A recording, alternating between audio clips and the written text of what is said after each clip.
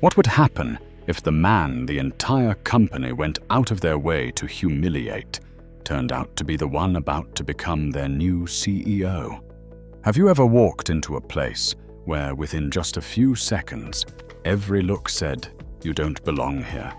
That morning, Elijah Carter, a black man dressed in a modest charcoal gray suit and carefully polished brown leather shoes, stepped into the main lobby of Alderton and Blythe, the headquarters of one of the most powerful investment firms on the East Coast. He was in no rush. Every step was firm and composed, as if he belonged there. But no one in the lobby looked at him that way.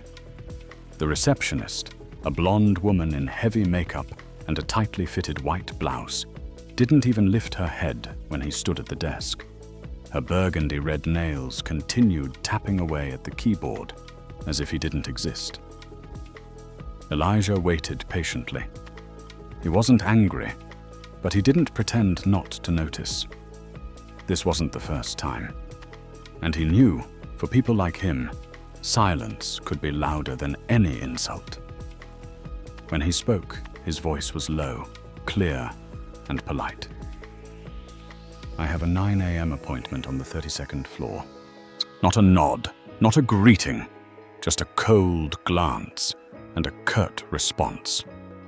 "Hold on." But even that never came. Before Elijah could follow up, a shadow emerged from the hallway. An older white man in a security uniform, close to his 50s, with a shaved head and a solid build, walked over with an air of undisguised suspicion. "What are you doing here?" he asked, voice calm but loaded with warning. Elijah replied with a light smile. "I'm here for a meeting." "Deliveries go around the back," the man interrupted, pointing toward the service entrance. Elijah paused, not because of the words, but because of the absolute certainty in that tone. Like everything about him, from his skin color and stature to his logoless suit, confirmed he could not possibly be someone expected on the 32nd floor. Still calm, Elijah responded, "I'm not delivering anything. I was invited." "That's the policy," the guard said, unblinking. "If you don't leave, I'll have to report it." Elijah didn't say another word. He glanced at the front desk. The woman still hadn't turned around. That cold indifference felt all too familiar. He didn't need to argue. He simply took one step back and checked his watch. 8:49 a.m. 11 minutes left. Just enough time for this entire building to realize who they had just dismissed. But at that moment, they didn't know. Elijah was just a nameless figure without a business card, someone no one remembered, and therefore someone no one respected. Just a little longer, and everything would change. But before power entered the room, he needed the full extent of their disregard to reveal itself. Because that was exactly why he had come. 8:55 a.m. Elijah stood near the row of chairs along the wall, his eyes calmly tracking each movement across the lobby, not out of nervousness, but intent observation. He was listening to the things no one dared to say out loud, but everyone seemed to think. The elevator bell chimed softly at the end of the hallway. Elijah stepped forward and pressed the button. Beside him, 3 young men in fitted suits, holding coffee cups and lanyards swinging from their necks, rounded the hallway corner laughing loudly. As they spotted Elijah, their laughter stuttered half a beat. One of them, tall with red hair and a mischievous face, tilted his head and whispered, "Looks like the delivery guy's trying to find the exit." The other 2 burst into laughter without even trying to hide it. Elijah didn't turn his head, but he heard it all. He stood still, hands in his pockets, eyes fixed on the elevator panel, like nothing in the room was worth breaking his focus. One of the 3, clearly the most confident, stepped closer. He stood just inches away, eyes scanning Elijah from his shoes to his collar. "Hey buddy, Executive floors are for senior staff only. Kitchen crew uses the service elevator. His tone was polite enough that an outsider might think he was offering help. But Elijah didn't need help finding his way in a building whose interior layout he had personally signed off on. He turned his head slightly, locking eyes with the man. "I know exactly where I'm going. Do you?" His voice was steady and sharp, like a reminder that didn't need volume to carry weight. The man froze, his smirk vanishing for just a moment. At that instant, someone else appeared. Greg Saunders, the company's chief strategy officer, tall with slicked back hair and a face as cold as concrete in summer. Greg didn't smile. He walked straight toward them, his eyes landing on Elijah, then sweeping across the three young men as if he had just walked in on a childish mistake. "What do you need here?" Greg asked Elijah, his tone thinly veiled with suspicion. "I'm Elijah Carter," Elijah replied. "I'm here for the executive meeting at 9 a.m. Greg didn't extend a handshake. He gave Elijah a once-over, clearly trying to assess if he was serious or some sort of prank. "And who invited you?" Greg tilted his head, the doubt in his voice unmistakable. "The chairman's office," Elijah answered plainly. "I'm consulting on the Triarch acquisition." Greg let out a dry laugh. "Strange. I've led every one of those meetings for 5 years, and I don't recall your name." One of the men behind him muttered, "Maybe an intern who got lost." Greg added without missing a beat, "Unfortunately, we don't accept interns through the executive elevators." The smug laughter returned. Elijah never took his eyes off Greg. In that moment, every glance, every word, every assumption revealed itself completely. What none of them knew was that his silence wasn't surrender. It was strategy. It was the calm before the reveal. Greg was still smirking when a voice, calm but firm, called out from the end of the hallway, "Mr. Carter, sorry to keep you waiting." Every head turned toward the speaker. A young woman, sharp in a navy blue suit, holding a tablet, her stride brisk yet composed. She walked up, her gaze brushing past Greg as if he were glass. "We're ready for you now. Conference room 12. Please follow me." Greg froze, as if someone had slapped him across the face in front of the entire lobby. The three men who had laughed earlier now stood like statues, silent, stunned. Elijah nodded to the woman. Her name was Naomi, executive assistant to the investment board. Then he turned to Greg. "Looks like someone needs to update the guest list." Greg squinted, trying to regain control. "Just a small mix-up. I hope you understand." Elijah didn't respond. He simply stepped into the elevator with Naomi. Greg suddenly reached out to hold the door. "Wait." Elijah turned around. "Before you go up, I think I should mention this," Greg said, forcing a friendly tone that barely concealed his irritation. "I know we're expecting a lot of outside consultants today, but our firm has clear standards when it comes to appearance and decorum in executive spaces." He glanced down at Elijah's suit, then added slowly, "I'm guessing that's a synthetic blend. Collar seems a little low for our standards. We value polish here."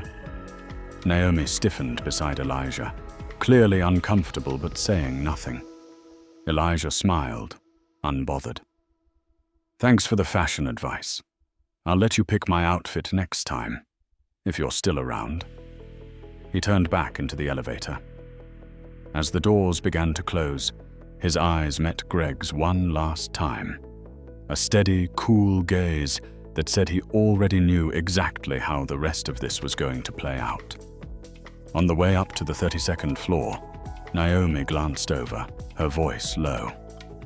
"I'm sorry for what you just went through." But that's why the board chose not to reveal your identity until the last minute.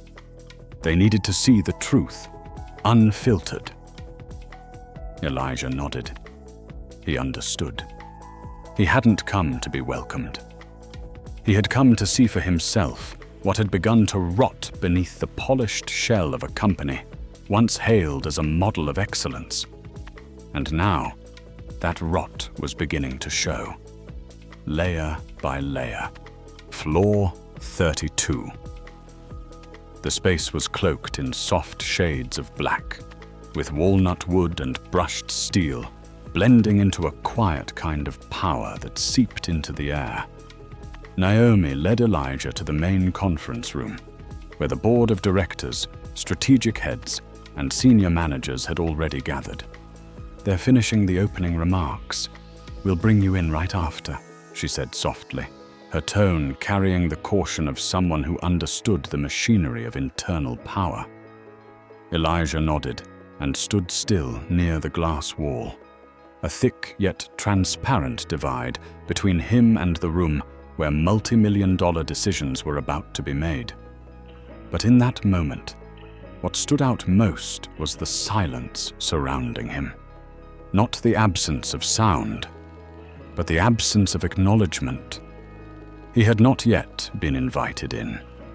From the other side of the glass, he could see Greg seated at the head of the table, leading the meeting with his signature half-smirk.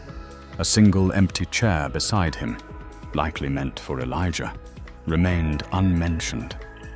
Then the door opened, and a familiar face stepped in, the blonde intern from earlier, who had been warmly welcomed in the lobby. One of the board members gestured for him to sit beside Greg. "The new recruit?" someone whispered to a colleague. "Greg brought him in this morning. Seems sharp." Elijah watched as no one turned toward him. No greetings. No one asked, "Who is that man? Why hasn't he come in yet?" A few minutes later, Greg leaned toward his assistant, Lana, and said something with a smirk, just loud enough for Elijah to read his lips through the glass. "They really think a suit makes them one of us. Adorable." Lana rolled her eyes, her face tightening, but said nothing. Elijah gave a faint smile, not from anger, but from confirmation. Confirmation that everything he had heard about this company's old-school corporate culture, where appearance dictated presence and bias sat comfortably in executive chairs, was entirely accurate. And then, like a scene change in a film, the glass door behind him opened gently. Naomi turned back to him, eyes tense. "Mr. Elijah, they're ready for you." Elijah stepped through the threshold, the sound of the door closing behind him sharp and final. Inside, conversation stopped abruptly. Greg did not rise, nor did he turn around. "We were just discussing last quarter's market fluctuations," he said to the room, deliberately ignoring the arrival of the man he had dismissed earlier as a delivery worker. "Hopefully our guest can catch up." Elijah walked to the head of the table and placed his briefcase down. From it, he retrieved a black envelope embossed with a circular seal.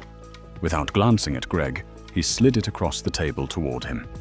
"A formal summons for this meeting from the investment board, signed by the former chairman." Greg looked at the envelope, hesitated for a moment, then suddenly tore it in half before everyone, saying coldly, "I don't care who signed it. This is my meeting. I decide who sits at this table."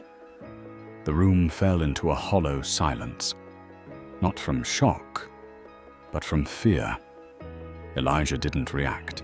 He simply looked around the room, from board members to senior executives, as they buried their attention in screens, papers, or cups of coffee. No one, not a single person, stood up to ask, "What did we just do?" He understood. They were used to silence. But in just a few moments, that silence would be forced to answer. The silence in the boardroom stretched a few seconds longer, not because no one had anything to say, but because no one dared to be the first to speak. Greg remained upright, his smirk curling like a man staking a claim. But then Elijah slowly gathered the two torn pieces of paper, folded them neatly, and slipped them into the inside pocket of his suit, as if preserving evidence for a trial yet to begin. He was not angry. His voice was calm and steady, barely above a whisper. That was a legal document. Your actions just violated the council's official records policy. Greg crossed his arms, his voice dripping with disdain. So what are you going to do? File a complaint? Call HR? He leaned in, voice lowered with venom. You don't belong here, and the only reason you haven't been thrown out of this room yet is because no one's given the order. Elijah lifted his gaze. His eyes swept across the room. A few board members avoided his glance. Others clung to neutral expressions. Some were silently regretting having laughed along with Greg just minutes earlier. Elijah placed his hand on his briefcase, opened it again, and took out a slim black folder. No label, no logo. He laid it on the table and gently slid it toward Greg. Allow me to reintroduce myself, he said, his voice low but sharp as a surgeon's scalpel. I am Elijah Carter, newly appointed Chief Executive Officer of Worthington Capital Holdings, the firm that just completed a $10 million reinvestment in Alderton and Blythe. He paused, eyes locked on Greg. And I now hold full authority to oversee operations, evaluate performance, and restructure the executive team, if necessary. The room froze as if an invisible explosion had just gone off. Several faces instantly shifted. A senior financial director near the door leaned over and whispered, "Worthington." They became the largest controlling shareholder last quarter. Greg stood frozen.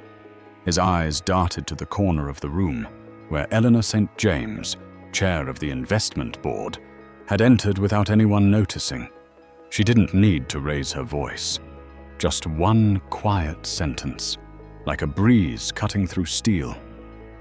I trust Mr. Greg has no intention of challenging the authority of our new CEO. Greg opened his mouth, but Elijah silenced him with nothing more than a glance, one so sharp it seemed to lower the room's temperature. What's fascinating, Elijah began, is how quickly some people reveal their true nature when they think no one is watching. He switched on the presentation screen.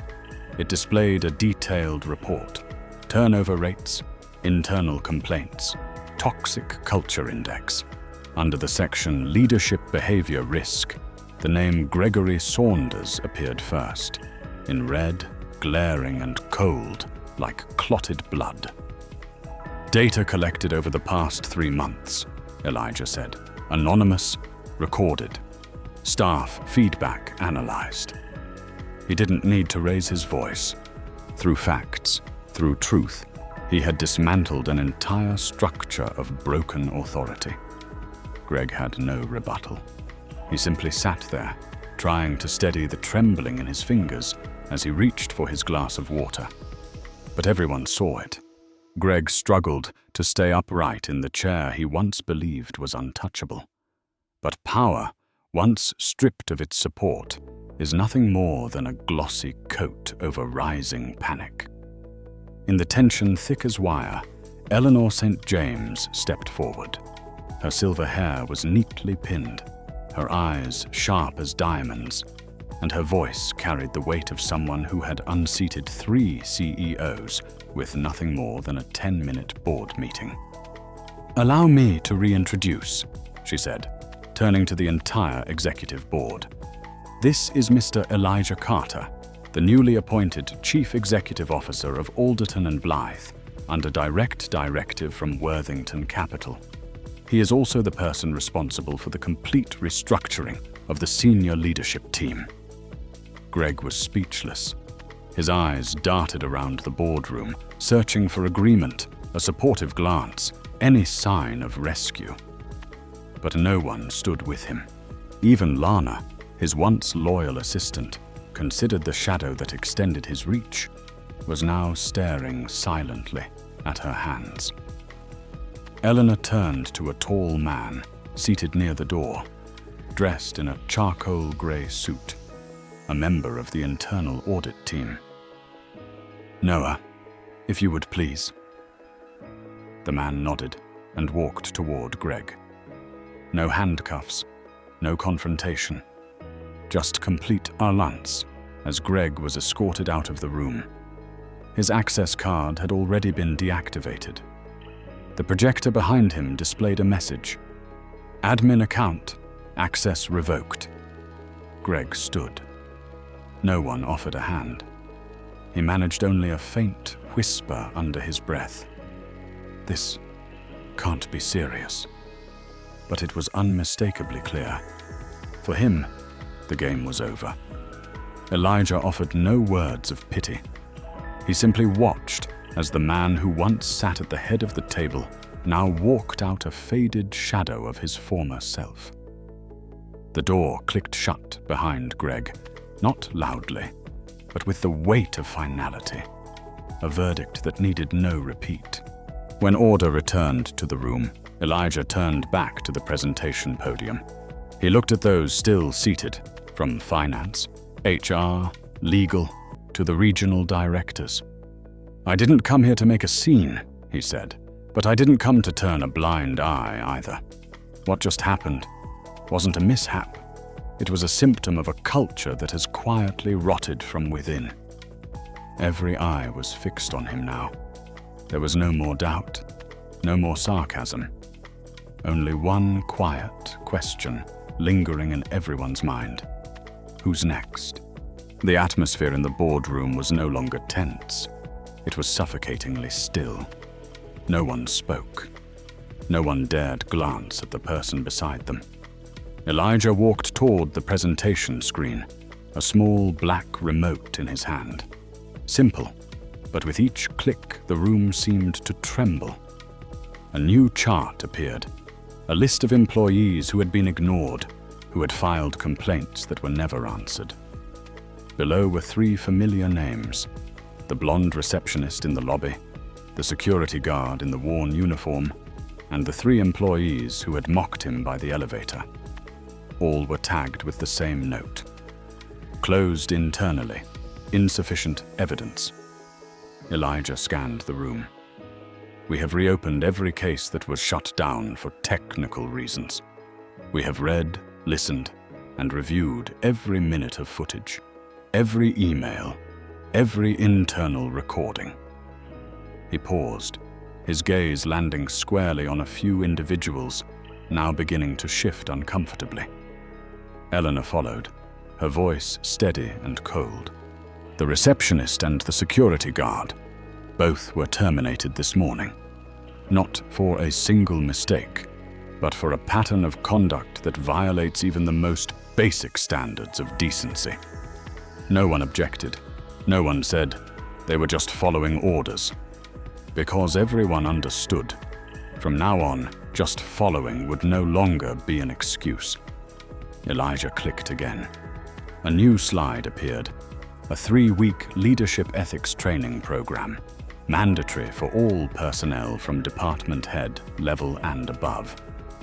"No exceptions," he emphasized.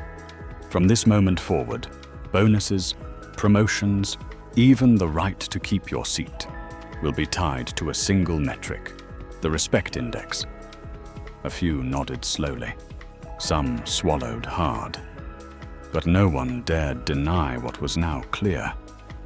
This company would never be the same again. Downstairs, Teresa the receptionist stood frozen as she received a sealed envelope from HR. I didn't do anything obviously wrong," she murmured.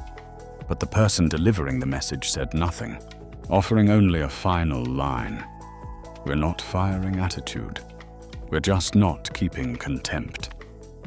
At the same time, Kinley, the elderly security guard, walked out through the back door, his access badge already deactivated. He muttered something about rules are rules, but even he couldn't meet a single person's eyes as he left the building he once believed to be his domain. Meanwhile, in meeting rooms throughout the building, internal evaluation emails began arriving. A new anonymous feedback system had been launched. Every leader would now be rated by the very employees they managed. No more hiding, no more pretending. Elijah didn't need to be in every room. He had redesigned how people were seen, and how those who once looked down from above would now be forced to bow their heads. Real change does not begin with speeches or decrees.